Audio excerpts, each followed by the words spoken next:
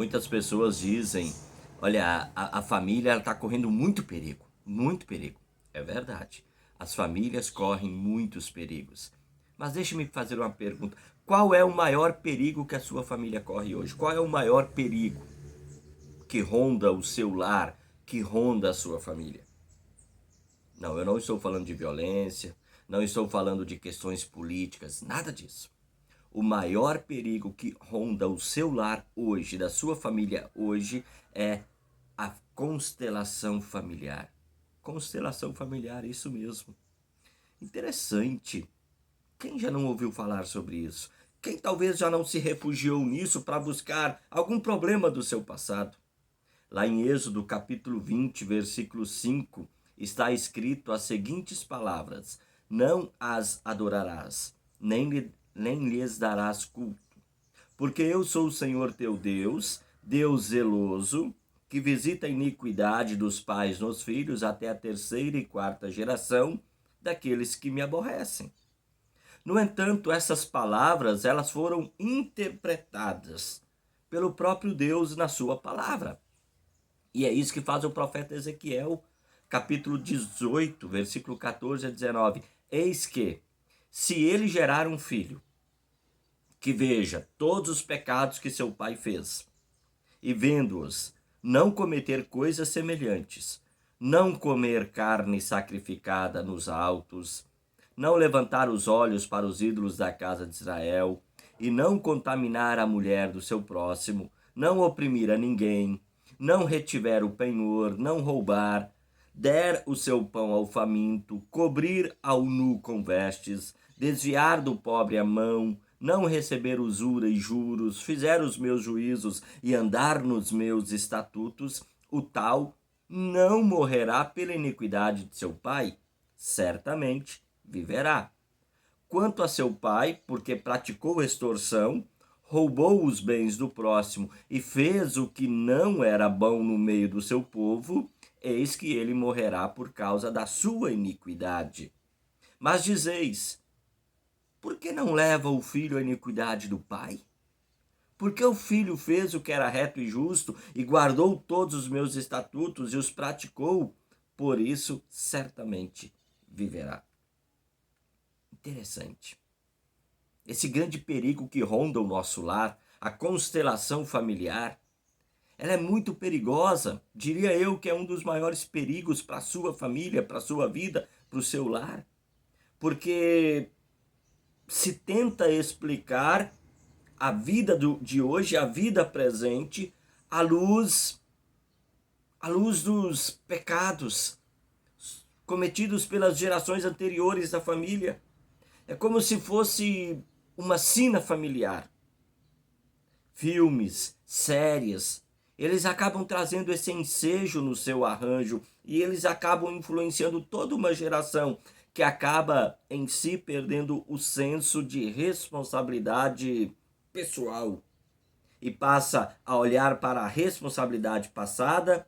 A culpa está sempre no passado, a culpa é da geração passada. Tiram essa geração, né, fundamentada, baseada na constelação familiar, ela tira a culpa de si mesmo e acaba transferindo a culpa para os seus antepassados. Vivem o presente como sendo herdeiros de uma maldição que os acompanha e essa maldição precisa ser anulada. Os que defendem esse princípio da constelação familiar, eles defendem isso a partir da leitura de Êxodo, capítulo 20, versículo 5.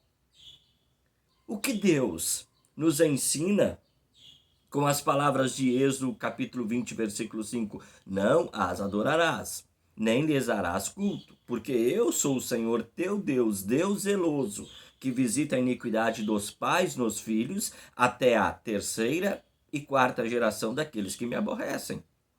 Deus é claro. Ele ensina que cada qual tem a sua responsabilidade diante de Deus. E se os filhos persistirem nos pecados dos seus pais, eles não passarão da quarta geração. Mas, se os filhos deixarem os pecados dos seus pais, eles serão restaurados e viverão. Por isso, as palavras do profeta Ezequiel, capítulo 18, versículo 14 a 19, uma leitura de Êxodo 20, versículo 5, é um convite. É um convite de Deus para que cada um olhe para si, para que cada um se arrependa e viva. O povo equivocadamente compreendia Êxodo 20, versículo 5 de uma maneira prejudicial para eles mesmos. E daí muitos se diziam injustamente punidos devido aos pecados que os seus pais haviam cometido. Os adeptos da constelação familiar são aqueles que creem, acreditam que é melhor culpar os seus pais do que se arrepender dos seus pecados. De quem é a culpa por essa situação atual? Do destino? Será que eu sou azarado? Será que não é maldição da minha família? Será que não é culpa de Deus? Ambrose Bierce, cinicamente, ele definiu a responsabilidade como sendo um fardo móvel que as pessoas transferem com muita facilidade para os ombros de Deus, do destino, da sorte ou do próximo. Responsabilidade e prestação de contas são dois temas lá no capítulo 18 até o capítulo 21 do profeta Ezequiel. O ser humano, quando ele é afastado da palavra de Deus, ele busca resposta para os seus problemas e para as suas dificuldades e parece ser bem lógico, bem consistente, bem consolador a resposta que a constelação familiar apresenta para as pessoas. Aí as pessoas elas buscam quebrar maldições e assim por diante. E elas se esquecem de que Deus tem um desejo na vida delas. E o desejo de Deus é que a pessoa se converta, que a pessoa se arrependa. A única maldição que nos acompanha desde Adão e Eva é a maldição do pecado. E cada qual é responsável pelos seus pecados. E cada qual prestará contas diante de Deus pelos seus pecados. Aliás, pecados esses perdoados por Jesus, o nosso advogado de defesa. Cada pecador é responsável por si diante de Deus. E cada pecador que se arrepende em Cristo, ele passa a viver. Pelo profeta Ezequiel, Deus disse: a vida de todas as pessoas pertence a mim. Ao dizer que a vida de todas as pessoas pertence a Ele, Deus dizendo isso, Ele quer nos dizer duas coisas. Primeiro, cada qual é responsável e prestará contas de si mesmo diante de Deus. Deus não vai perguntar o que o seu pai fez. Deus, ele não está apegado à constelação familiar. Segundo, nossa vida não pertence a nós, mas pertence a Deus. E por pertencer a Deus, Ele nos convida dia após dia ao arrependimento e à conversão, para não sermos condenados eternamente. A filosofia prática do dia a dia é: a vida é minha, eu faço com ela o que eu bem entender, o que eu quiser.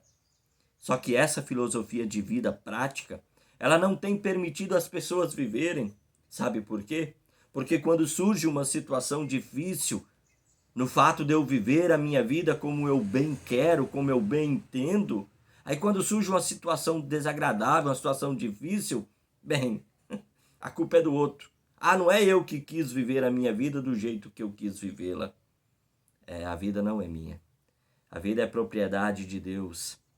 Eu apenas estou usufruindo a vida que Deus, na sua graça e no seu amor, está me concedendo. A vida é propriedade de Deus que soprou o fôlego da vida e pagou para que eu tenha essa vida eternamente. Ele pagou um alto preço, enviando o seu filho para morrer na cruz, para que eu viva eternamente. Deus tem o mesmo desejo, o qual ele sempre teve. Ele não quer que ninguém morra. E esse Deus disse: a vida de todas as pessoas pertence a mim.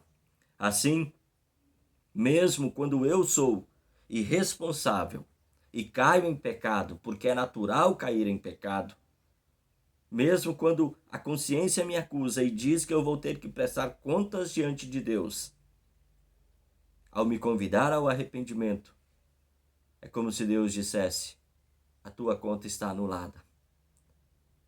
A tua conta já foi paga. Jesus a prestou diante de mim.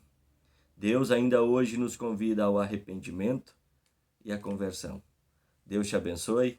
Um forte abraço para todos vocês. Até uma próxima oportunidade, se o Papai do Céu se nos permitir.